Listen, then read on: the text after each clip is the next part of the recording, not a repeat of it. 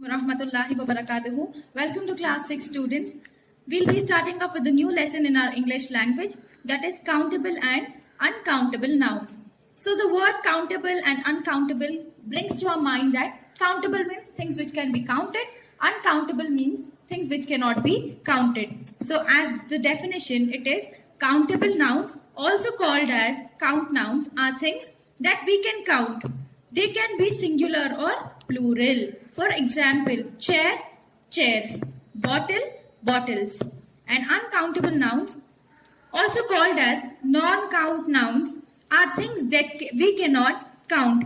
They are always singular and do not have a plural form. Milk, furniture, money. So let's have a clear understanding of what does the singular form means. See, there are certain things that we cannot count. For example, if you buy liquids, can you count the liquids? No, it's measured in quantity, and always the quantities are in singular. That is liter of milk. Milk is a liquid. I'll not tell milks. Rather, I tell liters of milk. Clear? And here, in countable, they can be singular or plural. Chair can be counted? Yes. If it's one chair, one chair. If there are 10 chairs, 10 chairs. Understood the difference between countable and uncountable nouns? Yes. So let's start up with the exercises. So on page 6, we have, just to remind you, a detailed explanation is sent in the previous videos, that is parts of speech.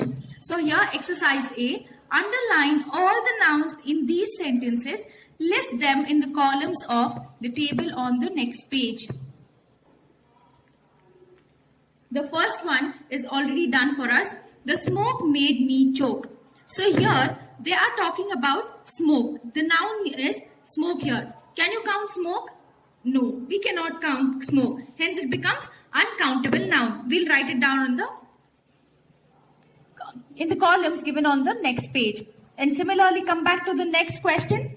I borrowed a pencil from Sunita. So here, children, look at the nouns given in the sentence, pencil and Sunita.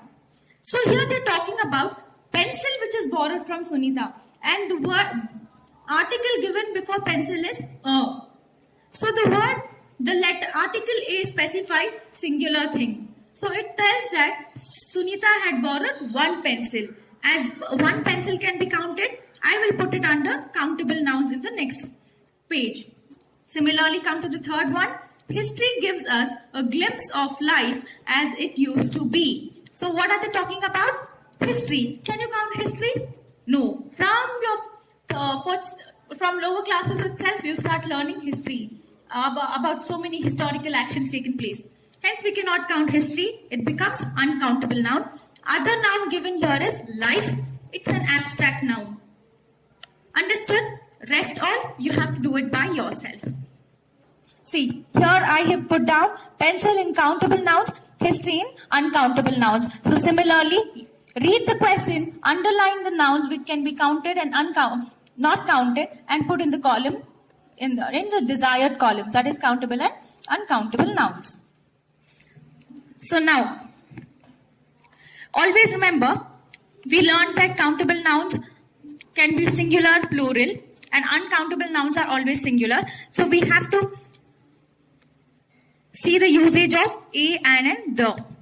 And the words which are used: some, many, any, few, a lot of, lots of, how many, these, a large number of, no, enough, plenty of. So these are the words which are used for specifying countable and uncountable nouns. So for a, it is a bag, an hour, the table. So similarly, the next ones are some flowers, many friends, any container, a few questions, a few problems, a lot of biscuits, lots of toffees, how many apples, these seats, a large number of students, no babies, enough tables, plenty of pillows.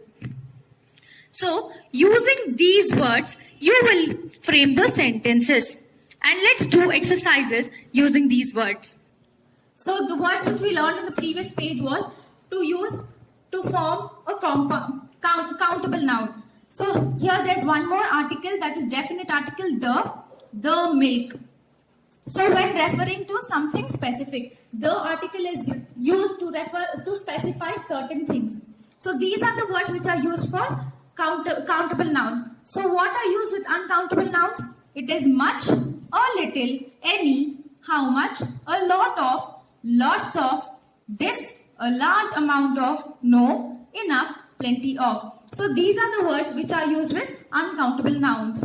For example, much time, a little patience, any time, how much sugar, a lot of courage, lots of space, this liquid, a large amount of oil, no peace, enough money, plenty of enthusiasm. So now we are familiar with what can be used with countable and uncountable nouns. But here there are certain words which are used with both the nouns. Which are those? The, some, any, no, a lot of, lots of, no, enough, plenty of. So these are the common words used for both types of nouns. So let's start up with the exercises. So the exercise B says, write a or an where necessary in these sentences. If a sentence does not need either, put a cross in the blank. So you need to fill up this blanks using a or an. If the blank doesn't require a or an, we'll just put a cross. The first one is done. Dash paragliding is dash adventure sport. So the beginning blank doesn't require anything. I'll put an X. Then directly it is paragliding is an adventure sport. So adventure begins with the vowel A. So I will use and here. So it's already done for us. Come to the next one. Dash tea and dash coffee are popular drinks. Can you tell a tea and a coffee? No, we cannot tell that. So we will directly put cross in the first blank and the second blank. Because we will tell a cup of tea, a cup of coffee. Clear? Come to the third one. Dash tea and coffee are popular drinks.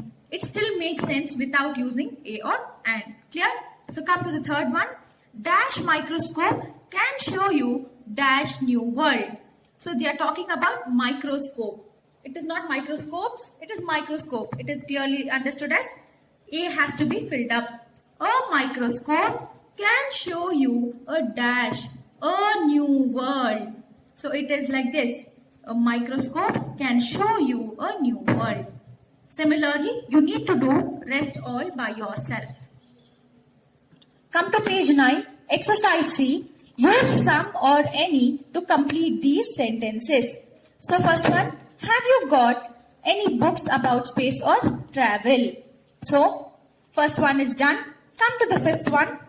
There are dash pictures in this book. The blank will be filled up as some nice pictures because some nice pictures specifies that it can be counted. Come to the seventh one. I don't play dash musical instruments.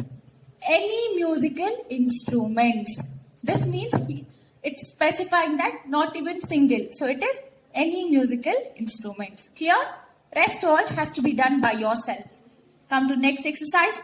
Complete these sentences using a lot of and the correct words from the box. So here we have options given for us. You need to fill up the blank writing a lot of and using the words given in the box. First one is done. There are a lot of people at the stadium today. So we have used a lot of. From the box we've taken people and it's filled for us.